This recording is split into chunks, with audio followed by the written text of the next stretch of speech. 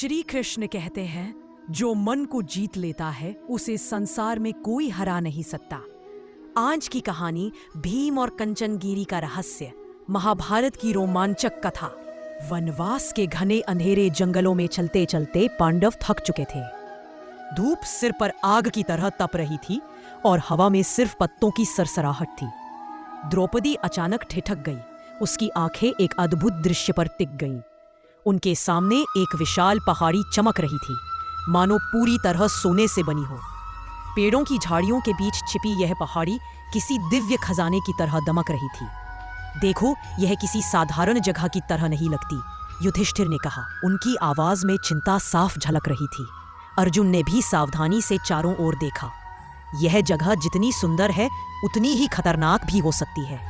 लेकिन भीम, जो हमेशा रोमांच और चुनौती के लिए तैयार रहते थे, आगे बढ़े और मुस्कुराते हुए बोले, अगर किसी में दम है तो मुझे रोक कर दिखाए।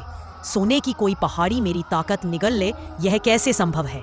द्रौपदी ने चेताया, भीम कृपया सावधान रहिए, यह चमक किसी मायावी शक्ति की भी हो सकती है।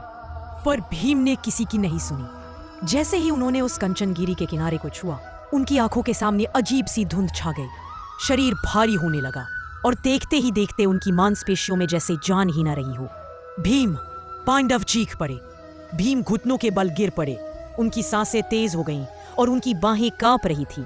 ऐसा लगा जैसे उनकी पूरी शक्ति उस सोने में समा रही हो। द्रौपदी की आंखों से आंसू बहने लगे। हे प्रभु, इन्हें बचाइए। भीम तो हमारी ढाल है, हमारी शक्ति है। तभी दूर से एक दिव्य प्रकाश फैला और वातावरण में शांति उतर आई।